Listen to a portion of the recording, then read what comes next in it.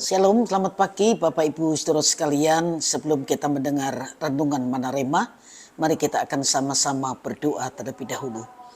Bapa, mengucap syukur kalau kami boleh kembali mendengar kebenaran firman-Mu lewat renungan Manarema dan bercermin siapa diri kami di hadapan Tuhan, supaya selalu ucapan syukur itu keluar dari kehidupan kami untuk kami terus memuliakan nama-Mu.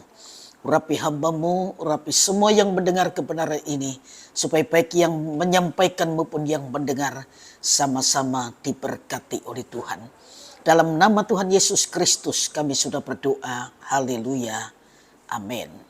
Bapak Ibu Saudara sekalian, pagi ini kita akan sama-sama belajar sebuah kebenaran yang saya beri tema, siapa Mephiboset.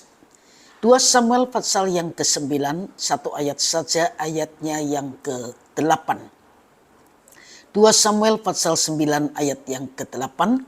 Lalu sujudlah Mephiboset dan berkata, apakah hamba-Mu ini sehingga engkau menghiraukan anjing mati seperti aku? Bapak Ibu saudara sekalian, sejarah seringkali mencatat bahwa pergantian rezim hampir selalu diikuti dengan pembersihan orang-orang dari rezim sebelumnya. Seorang yang di rezim sebelumnya begitu berkuasa dan seolah tak tersentuh, kini harus menghadapi kenyataan bahwa penguasa telah berganti dan kasus-kasusnya pun diusut sedemikian rupa. Apalagi jika penguasa sebelum dan sesudahnya memiliki hubungan atau sejarah yang tidak mesra. Kita mungkin masih ingat di kitab Hakim-Hakim, ada kisah Abimelek yang ingin berkuasa lalu membantai putra-putra Gideon dalam Hakim-Hakim pasal 9. Yang notabene adalah saudara-saudaranya. Jika mengingat sejarah Daud dan Saul, di mana Daud pernah bertahun-tahun menjadi buronan Saul, seharusnya Daud tidak perlu lagi berhubungan dengan keturunan Saul. Bahkan andai Daud mengikuti kebiasaan di zaman itu, sudah seharusnya Daud memusnahkan seluruh keturunan Saul yang bisa saja merongrong kekuasaannya. Daud pantas melakukannya mengingat perlakuan Saul kepada Daud dulu. Mephiboset adalah keturunan Saul yang tersisa. Secara politik, status cucu Saul di era Daud jelas bukan posisi yang nyaman. Dia bisa saja dihabisi oleh orang-orang yang mungkin ingin mengambil hati Daud atau memang punya dendam pribadi kepada Saul. Ini ditambah fakta bahwa Mephiboset memiliki cacat tubuh. Dia adalah seorang yang timpang akibat jatuh ketika dibawa lari oleh inang pengasuhnya. Tak pelak ini menjadi mangsa empuk ketika Daud mengizinkan Mephiboset makan sehidangan dengan anak-anak raja yang lain. Pertanyaannya, apakah Mephiboset berjasa? Apakah Mephiboset pernah menjadi pahlawan? Sama sekali tidak. Tapi apa yang dilakukan Daud terhadap Mephiboset justru berkebalikan. Dia justru mengambil Mephiboset dan menempatkannya di posisi terhormat. Bahkan disebut ia makan sehidangan dengan raja dan anak-anak raja. Kisah Mephiboset sesungguhnya adalah gambaran anugerah Allah kepada kita. Dilihat dari sejarah, kita ini sudah berulang kali menyakiti dan melakukan kesalahan terhadap Tuhan.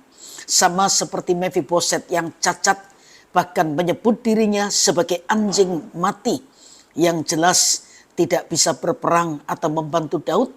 Kita pun tidak punya sesuatu yang layak untuk diberikan kepada Tuhan. Tapi Tuhan sendirilah yang rela berinisiatif datang, mengangkat kita, menjadikan kita layaknya seorang anak, bahkan duduk makan sehidangan dengannya. Itulah yang disebut anugerah. Sebab itu mari kita menghargai anugerah itu dengan sikap hidup yang pantas. Tuhan mengangkat kita sebagai anaknya meski kita tidak punya kualifikasi apapun untuk layak menjadi anaknya. Sekali lagi semuanya adalah karena anugerah Allah semata. Roh Kudus penolong itu menolong kita terus mengingatkan status diri kita sekarang. Setelah Yesus mengorbankan dirinya dan mengangkat kita menjadi anak, biar kita sungguh-sungguh menjadi anak yang berkenan dan menyenangkan hatinya. Tuhan memberkati Bapak Ibu saudara sekalian, dan mari kita sama-sama berdoa.